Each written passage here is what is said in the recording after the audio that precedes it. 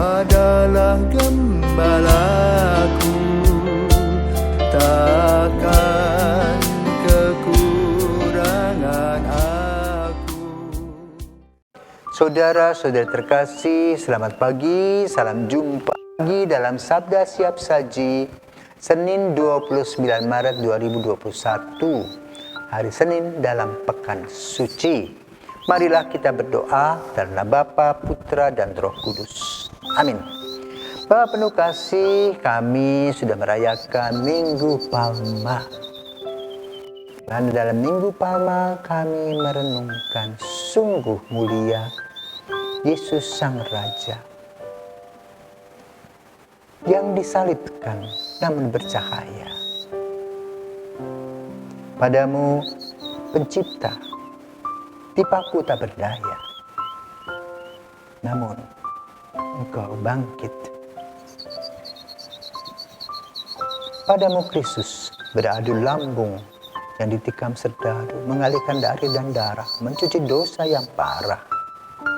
Maka berkatilah kami dalam pekan suci ini agar kami senantiasa berada di dalam lingkaran kasih-Mu. Demi Kristus Putramu dan pengantara kami, kini dan sepanjang masa. Amin.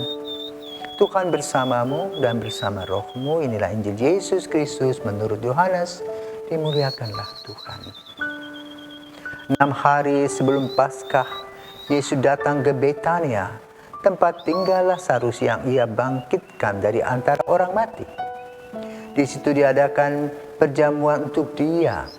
Marta melayani, dan salah seorang yang turut makan dengan Yesus adalah Lazarus.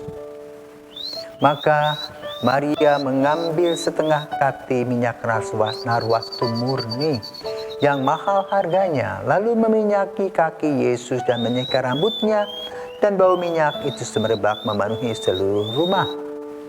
Tetapi Yudas Iskariot, seorang dari murid-murid Yesus yang akan segera menyerahkan dia, berkata, "Mengapa minyak narwastu ini tidak dijual 300 dinar dan uangnya diberikan kepada orang-orang miskin?" Hal itu dikatakan bukan karena ia memperhatikan nasib orang miskin, melainkan karena ia adalah seorang pencuri. Ia sering mengambil uang yang disimpan dalam kas yang dipegangnya. Maka kata Yesus, "Biarkanlah dia melakukan hal ini, mengingat hari pengorbananku, karena orang-orang miskin selalu ada padamu, tetapi aku tidak akan selalu ada pada kamu." Banyak orang Yahudi mendengar bahwa Yesus ada di Betania. Maka mereka datang bukan hanya karena Yesus, melainkan juga untuk melihat Lazarus yang telah dibangkitkannya dari antara orang mati. Lalu imam-imam kepala bermufakat untuk membunuh Lazarus juga, sebab karena dialah banyak orang Yahudi meninggalkan mereka dan percaya kepada Yesus. Demikianlah Injil Tuhan, terpujilah Kristus. Ketika Lazarus dibangkitkan di Betania, heboh. Orang mati hidup kembali. Dan Lazarus sudah dikubur. Dan Yesus minta dibuka kuburnya dan berteriak, "Lazarus, keluarlah." Dan dia hidup kembali. Maka dengan peristiwa Lazarus hidup kembali, ini merupakan sebuah skakmat untuk orang-orang Yahudi, ahli kitab yang gembar-gembor tentang mereka punya karya yang besar-besar. Tetapi ternyata mereka tidak bisa membangkitkan orang mati. Apa rencana mereka? Dibunuh saja Yesusnya. Jadi setelah peristiwa Lazarus itu, Yesus direncanakan untuk dibunuh.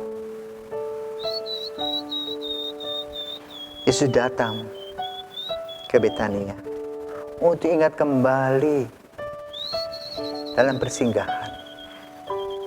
Rupa-rupanya Lazarus, Maria, dan Marta itu teman Yesus. Ketika Yesus pergi kemana-mana, singgah di rumah mereka di Betania, makan minum, kemudian kembali ke tempatnya masing-masing. Mereka senang mendengarkan cerita dan pengalaman Yesus.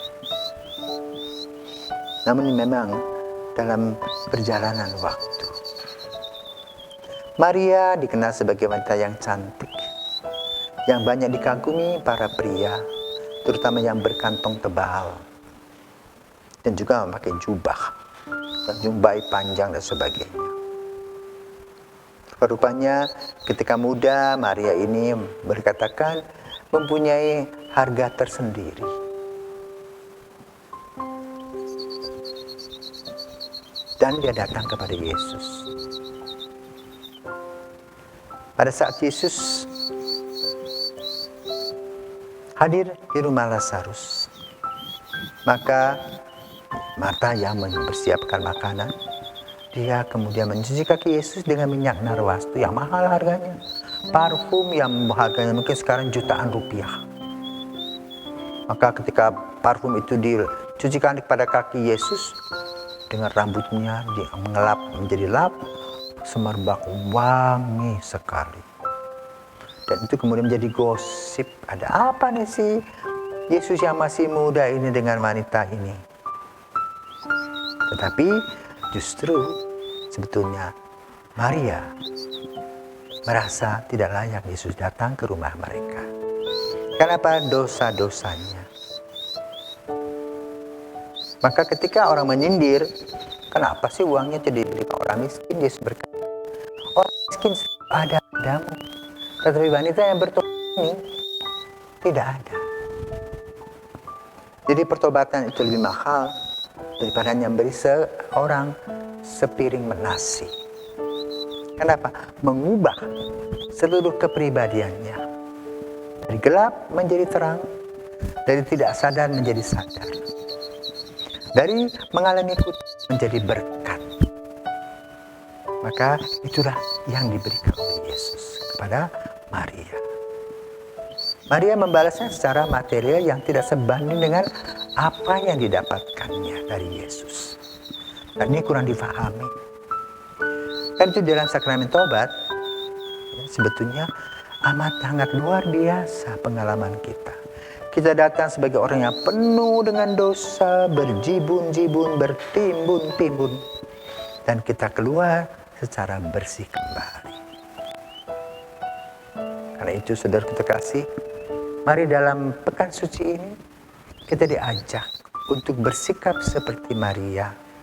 Tidak harus menuangkan minyak narwastu, tapi datang, ya, mengelap kaki Yesus, bersembah sujud, mengakui segala kekurangan-kekurangan untuk perbaikan-perbaikan dan hidup yang baru. Bukan untuk menyombongkan diri, dan bersyukur kepada Tuhan untuk kasih karunia-Nya. Sehingga dengan demikian kita datang dengan segala kerendahan hati, kita pulang dengan hati yang tenang. Kenapa? Kita mendapatkan berkat-berkat yang baru. Dan berkat-berkat yang baru itu kita sendiri rasakan. Maka sesudah kita mendapat berkat yang baru, kita harus mempunyai sebuah komitmen. Aku mau tetap berjalan bersama dan di samping Yesus. Dengan cara apa? Tidak lagi melihat teman-teman dengan kacamata gelap, tapi melihat bahwa mereka pun juga diberkati oleh Tuhan. Aku pun juga mendapat berkat, mereka pun mendapat berkat. Mari bersama-sama kita membangun dunia melalui berkat-berkat tadi. Maka kita bekerja sama untuk membangun dunia. Bila ada orang yang berkekurangan, kita boleh membantunya. Bila ada orang kelaparan, kita juga memberi mereka makan sambil mendoakan mereka, agar mereka mempunyai rezeki setiap hari. Ketika mereka sakit, kita datang membawa obat. Bukan berteriak-teriak secara teoritis, bantu dia dong, tetapi hanya omong kosong. Datang, jenguk, dengarkan kesulitannya. Ini baru betul apa yang dilaksanakan oleh Maria di kaki Yesus. Dengan kerendahan hati, mohon berkat-berkat yang baru, dan semoga kita pun diberkati seperti Maria yang bebas, lepas, plong rasanya setelah mendapatkan pengampunan dari Yesus. Selamat hidup baru dalam menyongsong hari suci.